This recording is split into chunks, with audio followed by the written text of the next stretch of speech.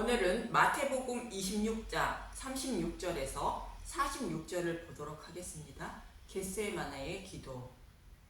예수님은 자신의 살과 피를 상징하는 떡과 포도주를 제자들에게 나누어 주시고 제자들이 예수님을 버릴 것을 말씀하신 후에 십자가 대속의 잔을 마시기 위하여 겟세마네 동산에 들어가셔서 마지막 기도를 하시게 됩니다.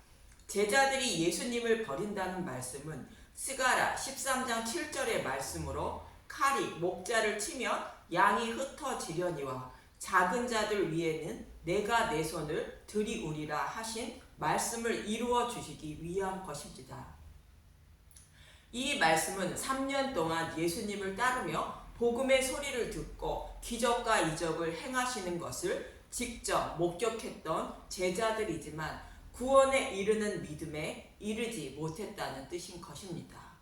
이런 자들을 위하여 예수님이 죽으시고 부활하여 복음을 밝히 드러내시고 성령님을 보내주시어 복음을 깨닫게 하심으로 십자가를 바라보고 애통하고 통곡하는 심령으로 만들어 주어 구원해 주신다는 것입니다. 그래야 베드로처럼 예수님을 부인하지 않은 믿음을 가진 자들이 된다는 말씀입니다.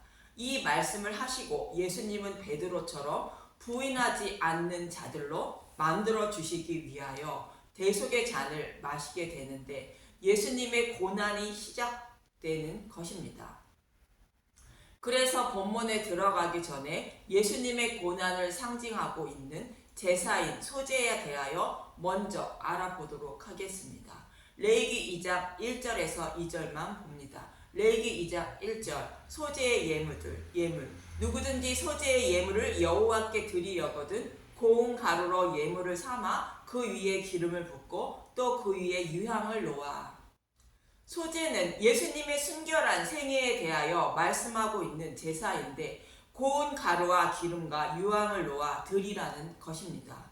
고운 가루는 예수님의 몸이 부서져 가루가 되는 것을 말하는 것으로 흠이 없으신 창조주께서 자신의 신분을 벗으시고 흙과 먼지와 같은 인간의 모습으로 오셔서 받으실 고난을 상징하고 있는 것입니다. 그리고 기름을 붓고의 기름은 세멘이라는 히브리어로 향유, 감람유라는 뜻으로 우리의 대제사장으로 기름 부음을 받으신 예수님을 말하고 있습니다.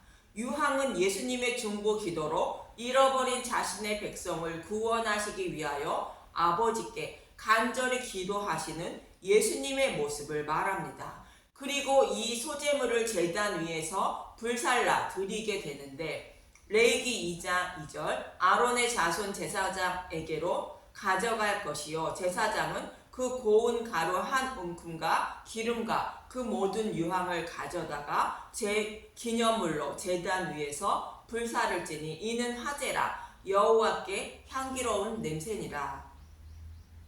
소제물을 제단 위에서 불사르는 것은 십자가 대속을 말하는 것으로 예수님이 자신의 백성을 구원하시기 위하여 육신의 몸을 입고 오셔서 대제사장이 되어 자신의 백성의 구원을 위한 간절한 기도를 하시고 고난과 고통을 받으시며 십자가에서 대속 제물이 되신 것을 말합니다. 이 말씀이 소제의 의미로 우리의 구원을 위하여 예수님이 고난과 고통을 받으시며 죽으시고 부활하신 것을 잊지 않아야 생명을 살릴 수 있다는 의미입니다. 실제로 구약에서는 독이 있어 먹을 수 없는 양식에 소제의 예물인 고운 가루를 넣어 생명을 살린 사건이 있습니다. 이 말씀을 하기 전에 이야기를 먼저 보면 수넴 여자의 죽은 아들을 게하시는 살리지 못하고 엘리사가 살리는 말씀을 하고 있는데 게하시는 종으로 율법을 상징하고 있고 엘리사는 복음을 상징하는 것으로 예수님이 우리를 대신하여 죽으심으로 우리가 살아난다는 의미로 복음을 설명하고 있는 사건입니다. 열왕기하 4장 31절 게하시가 그들보다 앞서가서 지팡이를 그 아이의 얼굴에 놓았으나 소리도 없고 듣지도 아니하는지라 돌아와서 엘리사를 맞아 그에게 말하여 아이가 깨지 아니하였나이다 하니라. 열왕기와 4장 33절 아이 위에 올라 엎드려 자기 입을 그의 입에 자기 눈을 그의 눈에 자기 손을 그의 손에 대고 그의 몸에 엎드리니 아이의 살이 차차 따뜻하더라. 게하시의 지팡이는 율법을 상징하는 것으로 율법으로는 우리의 생명을 살리지 못하지만 우리의 죄로 인하여 사망에 이르게 된 것을 예수님이 대신 가져가시고 대속해 주신 복음으로 우리의 생명을 살리게 됨을 설명하고 있는 것이 입에 입을, 눈을 눈에, 손을 손에 대는 것입니다. 그리고 엘리사가 죽은 아이의 생명을 살린 사건을 두 가지 기적을 통하여 다시 설명하는 문맥이 있습니다. 이어지는 열왕기와 4장 38절에서 44절을 보도록 하겠습니다. 열왕기와 4장 38절 두 가지 기적. 엘리사가 다시 길갈에 이르니 그 땅에 흉년이 들었는데 선지자의 제자들이 엘리사 앞에 앉은지라. 엘리사가 자기 사환에게 이르되 큰 솥을 걸고 선지자의 제자들을 위하여 국을 끓이라 하매 한 사람이 채소를 캐러 들에 나가 들 포도 덩쿨을 만나 그것에서 들 호박을 따서 옷자락에 채워 가지고 돌아와 썰어 국 끓이는 솥에 넣되 그들은 무엇인지 알지 못한지라. 이에 퍼다가 무리에게 주어 먹게 하였더니 무리가 국을 먹다가 그들이 외쳐 이르되 하나님의 사람이여 솥에 죽음의 독이 있나이다 하고 능히 먹지 못하는지라. 엘리사가 이르되 그러면 가루를 가져오라 하여 솥에 던지고 이르되 퍼다가 무리에게 주어 먹게 하라 하매 이에 솥 가운데 독이 없어지니라. 흉년이 들자 생명을 살리기 위하여 들포도 넝쿨에서 들포도가 아닌 들호박을 땄다는 것이며 그것으로 국을 끓였다는 것입니다. 들포도 넝쿨에 호박이 달릴 수 없는데 맺을 수 없는 것을 맺는 열매를 따서 국을 끓여 먹으려 한 것입니다. 또 흉년이라는 것은 하나님의 말씀을 알지 못하는 기갈을 말하며 복음이 밝히 드러난 신약을 상징합니다. 복음의 말씀을 먹지 못하고 죽음에 이르는 독이 들어있는 율법만 먹고 있는 모습을 말합니다. 믿음의 열매를 맺을 수 없는데 믿음의 열매를 맺으려 하는 모습입니다. 그런데 엘리사는 그 국에 가루를 던지라 말하고 가루를 던졌더니 독이 없어졌다는 것입니다. 이 가루는 소재의 삶을 사시고 죽으시고 부활하신 소재물 대신 예수님을 상징하는 것으로 복음의 말씀을 말합니다. 이들이 먹던 독이 든 국은 생명을 얻지 못하는 구약 성경의 율법을 말씀하는데 이 말씀 속에는 예수님이 소재의 삶을 사시고 죽으시고 부활하심으로 생명을 살리신다는 복음의 말씀이 숨겨져 있다는 것입니다. 그것을 찾아 먹어야 생명을 살릴 수 있다는 말씀이 가루를 넣었더니 독이 없어졌다는 뜻인 것입니다. 그리고 이어지는 42절에서 44절의 말씀은 오병이어의 기적과 동일한 내용입니다. 열왕기와 4장 42절 한 사람이 바알 살리사에서부터 와서 처음 만든 떡 곧 보리떡 20개와 또 자루에 담은 채소를 하나님의 사람에게 드린지라. 그가 이르되 무리에게 주어 먹게 하라. 그 사환이 이르되 내가 어찌 이것을 100명에게 주겠나이까 하나 엘리사는 또 이르되 무리에게 주어 먹게 하라. 여호와의 말씀이 그들이 먹고 남으리라 하셨느니라. 그가 그들 앞에 주었더니 여호와께서 말씀하신 대로 먹고 남았더라. 죽음의 독이 있는 국에 가루를 넣었더니 독이 없어진 이 복음은 천하 만민을 먹여 살리고도 남는다는 의미로 적은 음식이지만 100명에게 먹이고도 남는다고 말씀하고 있는 것입니다. 이처럼 소재의 의미는 창조주이신 그분이 자신의 신분을 벗으시고 육신의 몸을 입고 오셔서 자신의 백성을 구원하시기 위하여 고난과 고통을 받으시는 모습을 말씀하고 있는 제사입니다. 예수님은 저와 여러분을 구원하시기 위하여 죽음의 독이 있는 율법 속에 감추어진 복음을 밝히 드러내어 백성을 살리시려고 고난과 고통을 받으시게 되는 것입니다. 저와 여러분은 이 복음의 말씀을 먹어야 생명을 살릴 수 있다는 것입니다. 본문 36절을 보겠습니다. 마태복음 26장 36절. 겟세마네에서 기도하시다. 이에 예수께서 제자들과 함께 겟세마네라 하는 곳에 이르러 제자들에게 이르시되 내가 저기 가서 기도할 동안에 너희는 여기 앉아 있으라 하시고, 겟세마네는 포도즙을 짜는 틀이라는 가트라는 히브리어와 감람나무에서 나오는 감람유라는 뜻을 가진 세멘이라는 히브리어를 헬라어로 표현하고 있는 것으로 감람유를 짜는 기름틀이라는 의미를 가지고 있습니다.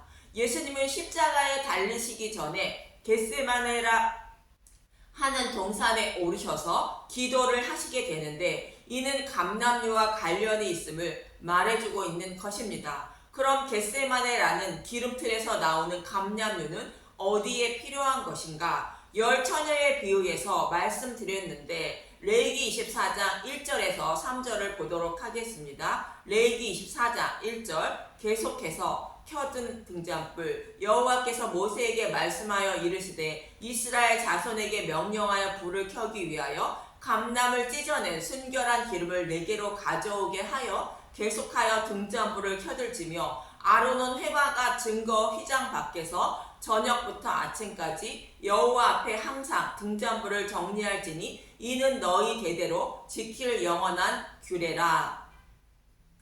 성소에 있는 등잔대는 예수님이라는 포도나무에 붙어있는 가지인 교회를 곧 하나님 백성을 상징하는데, 등잔대의 불을 밝히기 위하여 감람을 찢어낸 순결한 기름으로 등잔불을 항상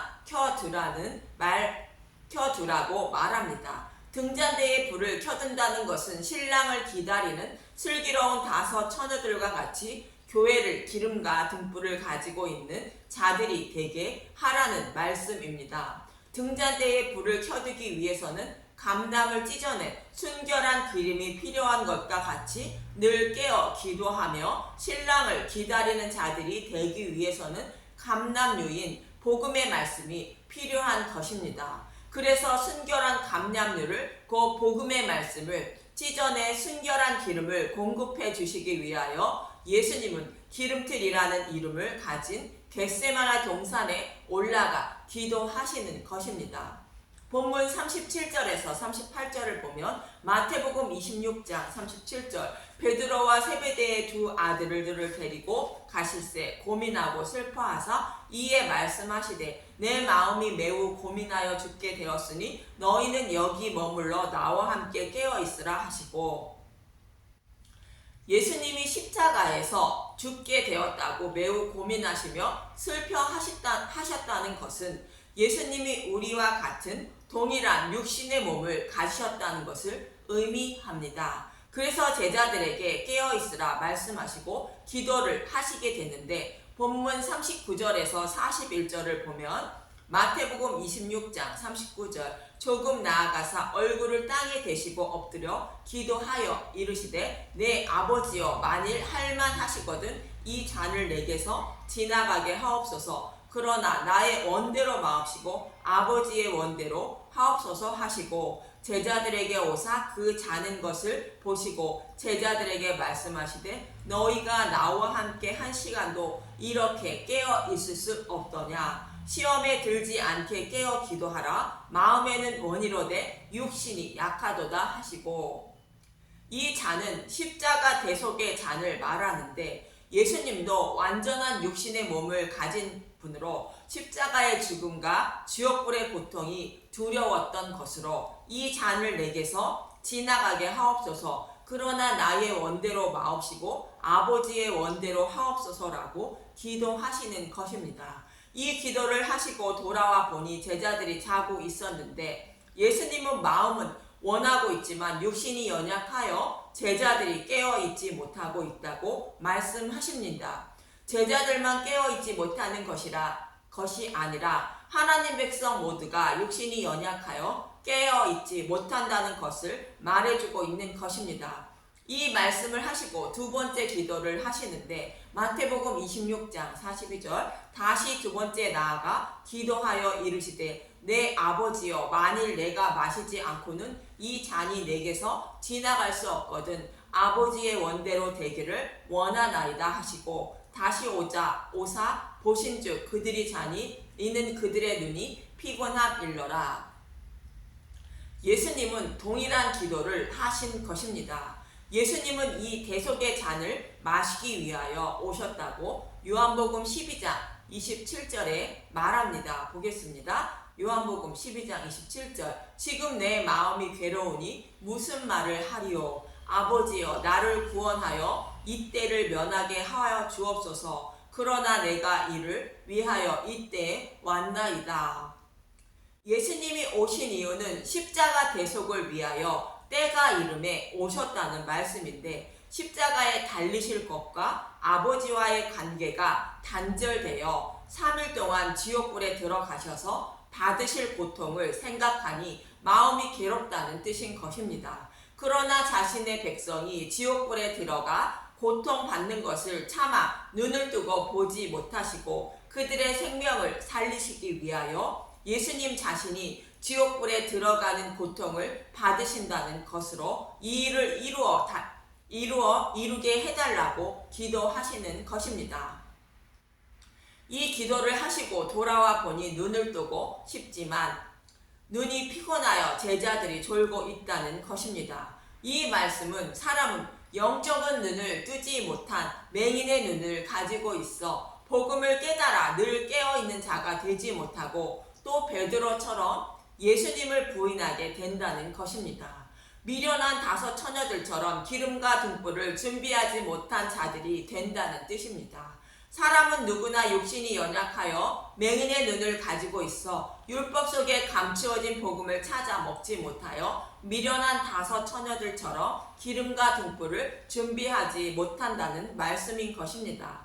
그래서 이 사실을 잘 아시는 하나님은 자신의 아들 예수님을 대속 제물로 보내주신 것입니다. 로마서 8장 3절에서 4절을 보면 로마서 8장 3절 율법이 육신으로 말미암아 연약하여 할 수 없는 그것을 하나님은 하시나니 곧 죄로 말미암아 자기 아들을 죄 있는 육신의 모양으로 보내어 육신의 죄를 정하사 로마서 8장 4절 육신을 따르지 않고 그 영을 따라 행하는 우리에게 율법의 요구가 이루어지게 하려 하심이니라.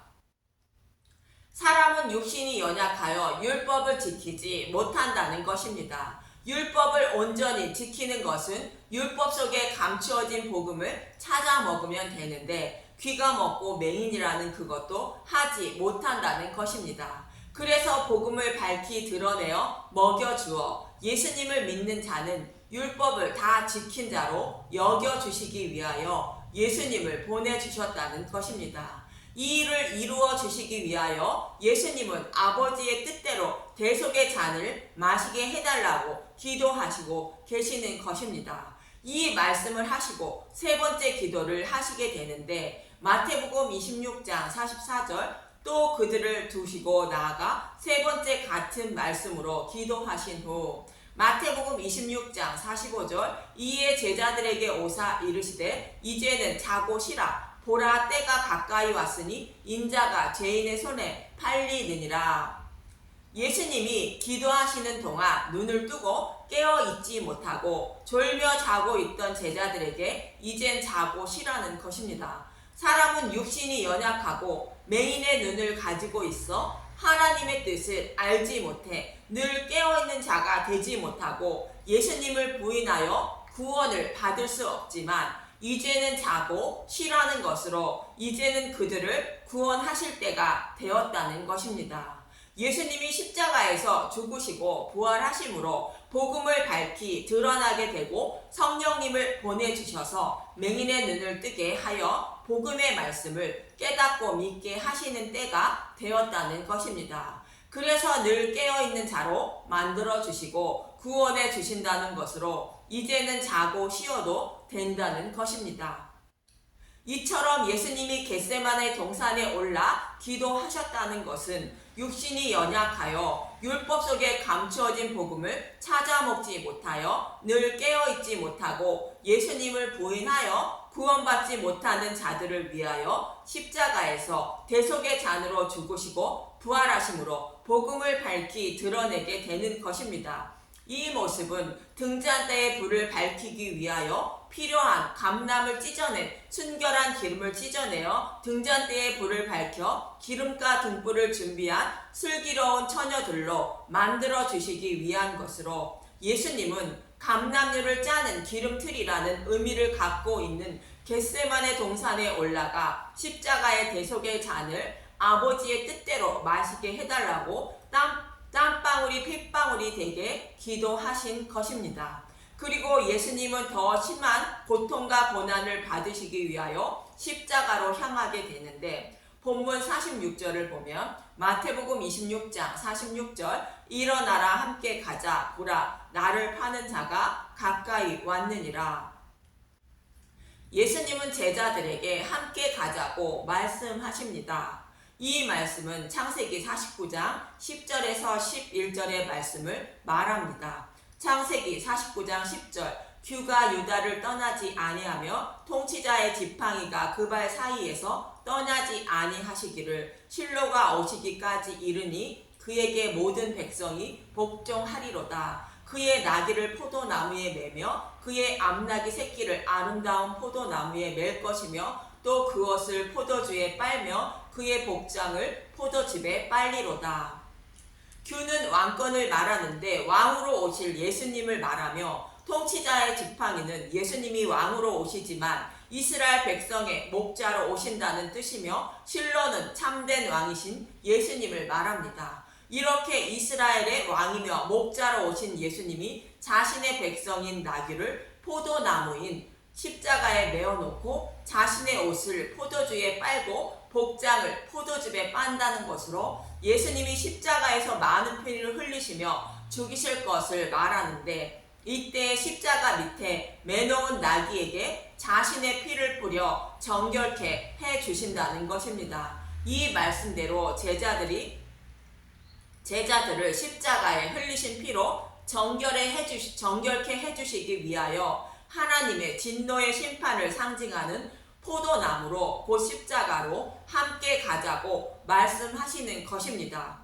그래야 예수님을 부인하지 않는 자들이 된다는 말씀입니다.